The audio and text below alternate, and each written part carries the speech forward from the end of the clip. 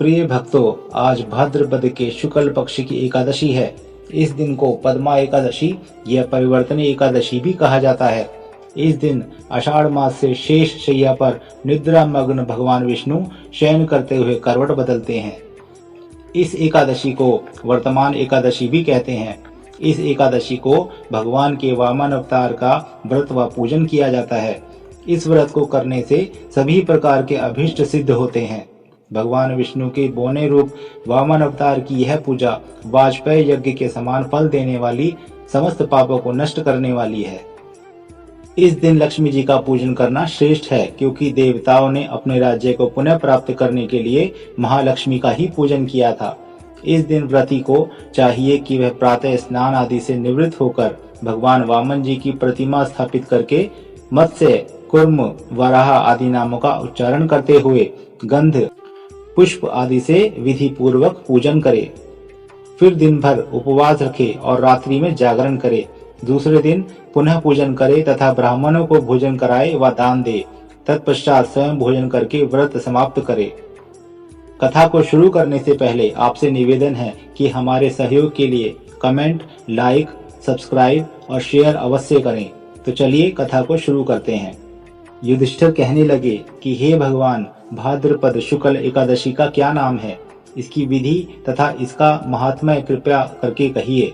जब भगवान विष्णु कहने लगे कि इस पुण्य, स्वर्ग और मोक्ष को देने वाली, सब पापों को नाश करने वाली उत्तम वामन एकादशी का महात्म्य मैं तुमसे कहता हूँ, तुम ध्यान पूर्वक सुनो।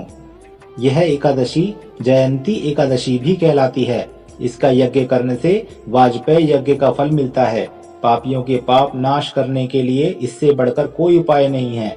जो मनुष्य इस एकादशी के दिन मेरी वामन रूपी पूजा करता है, उससे तीनों लोक पूज्य होते हैं। अतः मोक्ष की इच्छा करने वाले मनुष्य इस व्रत को अवश्य करें। जो कमल नयन भगवान का कमल से पूजन करते हैं, वह अवश्य भगवान के समीप जाते हैं। जिसने भाद्रपद शुक्ल एकादशी को व्रत और पूजन किया, उसने ब्रह्मा, विष्णु सहित तीनों लोकों को पूज लिया। अतः हरिवासर अर्थात एकादशी का व्रत अवश्य करना चाहिए। इस दिन भगवान करवट लेते हैं, इसलिए इसको परिवर्तनी एकादशी भी कहते हैं। भगवान के वचन सुनकर युधिष्ठिर बोले कि भगवान, मुझे अति संदेह हो रहा है कि आप किस प्रकार सोते और करवट लेते हैं तथा किस तरह राजा बलि को बांधा और वामन रूप रखकर क्या क्या लीलाएं की। चातुर्मास के व्रत की क्या विधि है तथा आपके शयन करने पर मनुष्य का क्या कर्तव्य है, सो आप मुझे विस्तार से बताइए। श्री कृष्ण कहने लगे कि हे राजन, अब आप सब पापों को नष्ट करने वाली कथा का श्रवण करें। त्रेता युग में बलि नाम का एक दैत्य था।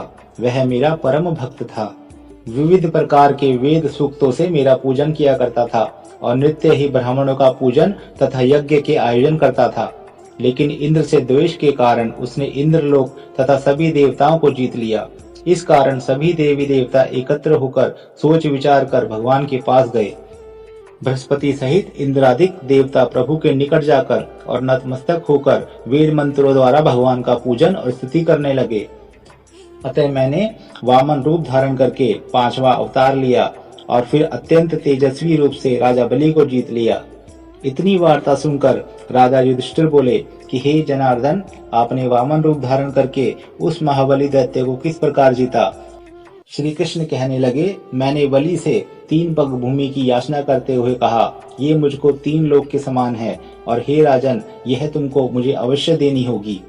राजा बलि ने इसे तुच्छ याचना समझकर 3 पग भूमि का संकल्प मुझको दे दिया और मैंने अपने त्रिविक्रम रूप को बढ़ाकर यहाँ तक कि भूलोक में पद, भूर्वलोक में जंघा, स्वर्गलोक में कमर, महलोक में पेट, जनलोक में हृदय, यमलोक में कंठ की स्थापना कर सत्यलोक में मुख और उसके ऊपर मस्तक स्थापित किया। सूर्य, चंद्रमा आदि सब ग्रह गण, योग, नक्षत्र, इंद्रादिक देवता और शेष आदि सब नाग गणों ने विविध प्रकार से वेद सूक्तों से प्रार्थना की। तब मैंने राजा बलि का हाथ पकड़कर कहा कि हे राजन, एक पद से पृथ्वी, दूसरे से स्वर्गलोक पूर्ण हो गए हैं, अब तीसरा पग कहाँ रखूं। तब बलि ने अपना सिर झुका लिया और मैंने अपना पैर उसके मस्तक पर रख दिया, जिससे मेरा वह भक्त पाताल को चला गया। फिर उसकी विनती और नम्रता को देखकर मैंने कहा कि हे बलि, मैं सदैव तुम्हारे निकट ही रहूंगा। विरोचन पुत्र बलि से कहने पर भाद्रपद शुक्ल एकादशी के दिन बलि के आश्रम पर मेरी मूर्ति स्थापित हुई। इसी प्रकार दूसरी क्षीर सागर में शेषनाग के पृष्ठ पर हुई।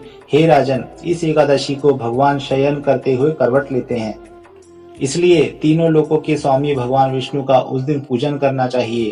तांबा, चांदी, चावल और दही का दान करना उचित है। रात्रि को जागरण अवश्य करना चाहिए। जो विधि पूर्वक इस एकादशी का व्रत करते हैं वे सब पापों से मुक्त होकर स्वर्ग में जाकर चंद्रमा के समान प्रकाशित होते हैं और यश पाते हैं। जो पापनाशक इस कथा को पढ़ते या सुनते हैं उनको 1000 अश्वमेघ यज्ञ का फल प्राप्त होता है।